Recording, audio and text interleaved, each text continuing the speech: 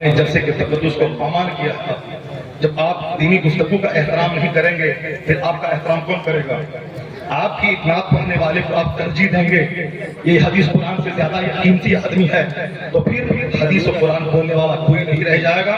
پھر وہی جھال بجانے والا سب رہے گا۔ سب لوگوں بولیں گے کہ جب گانا ہی نعت ہی سننا ہے تو نعت بغیر قوالی کے بغیر مزامیر کے کیوں سنیں؟ وہ مزامیر لائے گا اور آپ کو ہٹا دے گا۔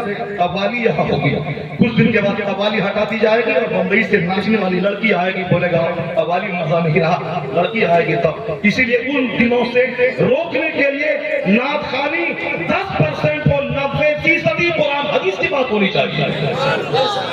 اور تم سے بھی میں کہتا ہوں کہ صرف نعت سن کے اگر تم بھاگ گیا تو پھر تو یہ کافر تمہیں ماریں گے، کاٹیں گے، نوچیں گے، تمہاری لاشوں کو گرائیں گے۔ یہی اسلام سکھاتا ہے کہ گانا گائیں، اگر تم نعت سننے کے بعد بھاگے گا، نعت سننا ضروری نہیں ہے، قرآن سننا ضروری ہے، حدیث سننا ضروری ہے، بزرگوں کی بات سننا ضروری ہے۔ اور جو ضروری ہے اس کو بولے گا جلدی سے ختم کریں، جلدی سے صفائی بنائیں، جلدی سے نعت سنیں، پھر وہ ہوگا یہاں تقریر نہیں ہوگی، بمبئی سے رنڈی آئے گی اور ناچے گی، وہ کام ہو جائے گا۔ اس لیے پر وقت اس کو روکنا ہوگا، بند کرنا ہوگا۔ پیلی بھیت علاقے میں یہاں انس کی مجلس میں شیخ چلی آیا اور وہ طبلہ بجا کے صرف لطیفہ سنا کے ہنساتا رہا۔ میں نے کہا اس کے ذمہ دار وہ کامیڈی بولنے والا مولوی ہے۔ جب تم کامیڈی بولے گا تو پبلک تو بولے گی تجھ سے اچھی کامیڈی تو شیخ چلی کرتا ہے، اسی لیے شیخ چلی کو بلایا۔ جب تم قرآن حدیث بولے گا تو شیخ چلی نہیں آئیں گے، قوال نہیں آئیں گے، پبلک بھی سنے گی۔ جو ضروری ہے اس کو ضروری سمجھیے، جو غلط ہے اس کو غلط سمجھیے۔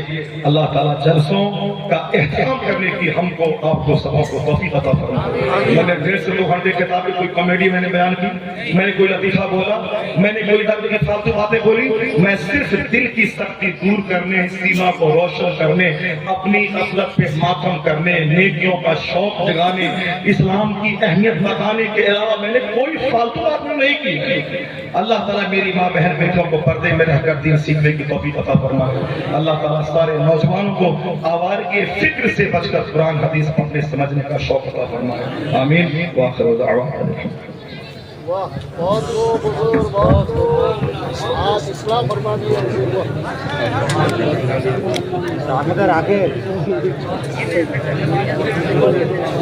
آگے ویڈیو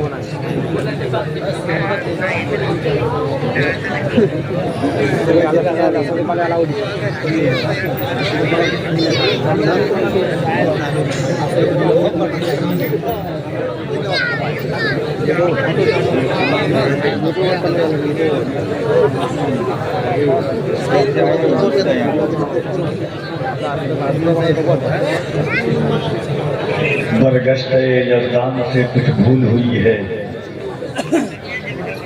برگشت یزدان سے کچھ بھول ہوئی ہے، پھولوں کے نگہبان سے کچھ بھول ہوئی ہے، برگشت یزدان سے کچھ بھول ہوئی ہے، بھٹکے ہوئے انسان سے کچھ بھول ہوئی ہے، تاحت کے نظر شعلے ہی شعلے ہیں نظر میں، پھولوں کے نگہبان سے کچھ بھول ہوئی ہے، حوروں کی طلب اور نماز روزہ سے نفرت، زاہد تیرے عرفان سے کچھ بھول ہوئی ہے، جس عہد میں لٹ جائے فقیروں کی کمائی، اس عہد کے سلطان سے کچھ بھول ہوئی ہے۔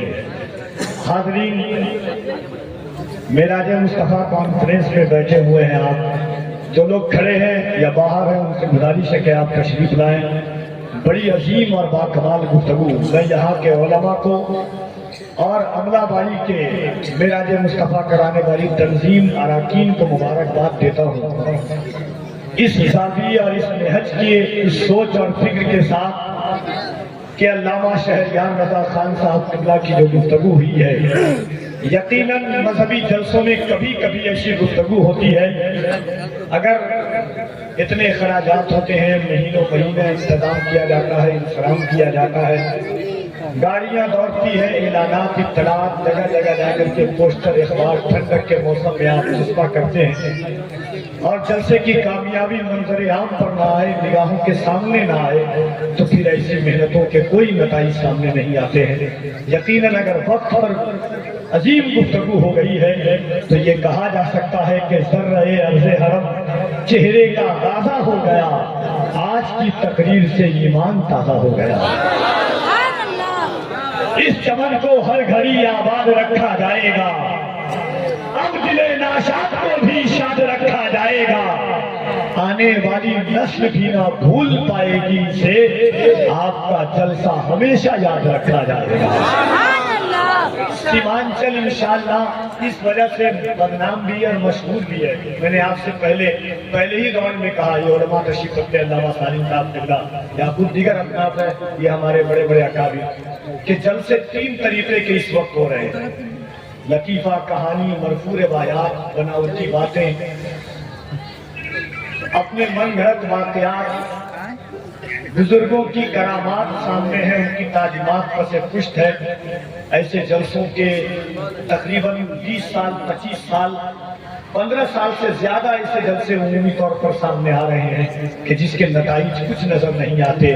نماز و روزہ تو کیا کبریا کو بھول گئے، پھر اس کے بعد جزا اور سزا کو بھول گئے۔ سوال کیا ہے مسلمان تباہ حال ہے کیوں، جواب یہ ہے رسول خدا کو بھول گئے۔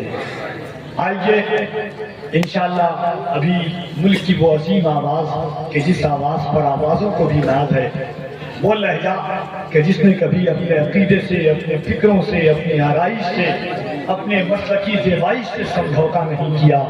سرکار تاج الشریعہ کے فیض سے فیضیاب ہو کر کے پوری دنیا میں نبی کی نام پڑھنے والی آواز، یوں تو ایک نقیب کی فطرت میں اولین طور پر داخل ہے کہ لوگ کہتے ہیں کہ شاعر اعظم عالم، مگر اگر یہ کہہ لیا جائے کہ بین الاقوامی شہرتوں کے حامل ملک ہندوستان کی آواز، جس نے عالمی طور پر ہندوستان کی نمائندگی کی ہے نعتیہ شاعری کے حوالے سے، اس ذات کا نام بڑے بھائی شاعر ملک ہندوستان حضرت اسد اقبال کلکتبی صاحب قبلہ، ان کے بعد انشاءاللہ مراد آباد کی عظیم وادیوں سے تشریف لائے ہوئے ملک کے ایک عظیم باکمال خطیب حضرت مولانا امتیاز عالم صاحب قبلہ برکاتی کی بڑی عظیم اور بڑی باکمال گفتگو ہوتی ہے قرآن و حدیث کی روشنی میں، انشاءاللہ ان کی بھی گفتگو آپ سنیں گے۔ کل یہی پر سے سجے گی اور مقدس علماء کا خطاب سنیں گے۔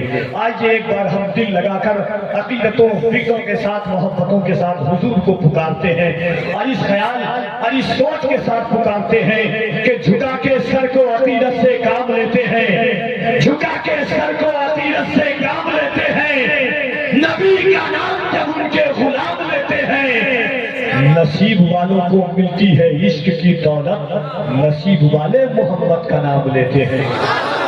نصیب والوں کو ملتی ہے عشق کی دولت، نصیب والے محمد کا نام لیتے ہیں۔ یا رسول اللہ، جس روز تیرا نام پکارا نہیں ہوتا، اس روز کوئی کام ہمارا نہیں ہوتا۔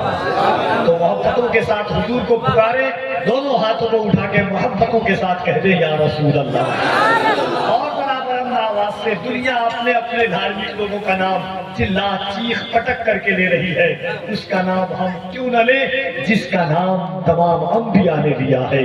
حضرت عیسیٰ نے جن کے آنے سے پہلے ان کی بشارت دی ہے، اللہ کی جھٹلائیں یہ ممکن ہی نہیں ہے، سنت کو نہ اپنائیں یہ ممکن ہی نہیں ہے، اللہ کی جھٹلائیں یہ ممکن ہی نہیں ہے، سنت کو نہ اپنائیں یہ ممکن ہی نہیں ہے، جا دینے سے گھبرائیں یہ ممکن ہی نہیں ہے، ممکن ہی نہیں ہے کہ محمد کے صحابہ ایمان سے ہٹ جائیں یہ ممکن ہی نہیں ہے، یہ ممکن ہی نہیں ہے کہ محمد کے صحابہ ایمان سے ہٹ جائیں یہ ممکن ہی نہیں ہے، سرکار کا نفرت سے گرایا ہوا سونا اصحاب اٹھا لائیں یہ ممکن ہی نہیں ہے۔ اور ایک شعر کہ ناحق جو کھجوریں نہیں کھاتے ہیں کسی کی، وہ زہرا کا حق کھائیں یہ ممکن ہی نہیں ہے، ناحق جو کھجوریں نہیں کھاتے ہیں کسی کی، وہ زہرا کا حق کھائیں یہ ممکن ہی نہیں ہے۔ تو محبتوں کے ساتھ دونوں ہاتھوں کو اٹھائیں، جذبہ ایقانی، جوش مسلمانی، تیور فاروقی اور انداز عثمانی لے کر کے دونوں ہاتھوں کو اٹھا کر اللہ کی کبریائی بلند کریں، نعرہ تکبیر، اور بڑا محبت سے اتنا تو اندازہ ضرور ہے کہ اتنے لوگ ہیں تو آواز کتنی ہو سکتی ہے. جس کا ایمان ہے کہ یہ زبان اللہ نے حضور کے صدقے میں دیا ہے, یہ سینوں کی طاقت اللہ نے حضور کے صدقے میں دی ہے, ان ہاتھوں کو اللہ نے حضور کے صدقے میں دیا ہے, وہ محبت سے اپنے ہاتھوں کو اٹھائیں. مورخ جب جنون عشق کی تاثیر لکھتے ہیں, ہر ایک اچھائی کو اسلام کی جاگیر لکھتے ہیں. زمین والو ہمارے قد کا اندازہ نہیں تم کو, فلک سے خون پر ہم نعرے تکبیر لکھتے ہیں. تو محبت سے آپ بولے دونوں ہاتھوں کو اٹھا کر, کفیل انور دیکھے نہ دیکھے مدینے سے مصطفیٰ ہم سب کو ضرور دیکھ رہے ہیں. محبت سے ہاتھوں کو اٹھا کر کے نعرے تکبیر, نعرے رسالت, مذہب اسلام, پیغمبر اسلام, عظمت اسلام, اسی محبت, اسی محبت. کا بھی ہاتھ اٹھائے تو سپورٹ مل جائے محبت کے ساتھ. اگر آپ کا سپورٹ ہوگا تو پوری محبت کے ساتھ سرکار آ جائے گی. بارہ محبتوں کے ساتھ اسی محبت, اسی محبت, اور بڑا محبت سے اسی محبت, اسی محبت.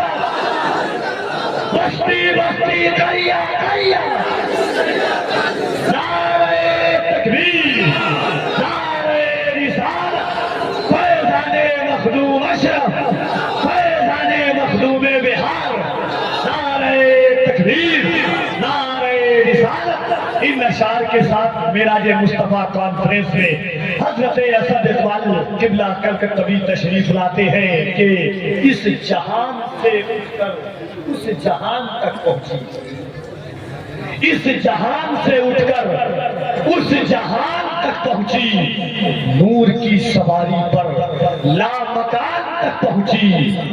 مصطفیٰ کے قدموں کی جوتیوں سے مس ہو کر اس زمین کی مٹی آسمان تک پہنچی.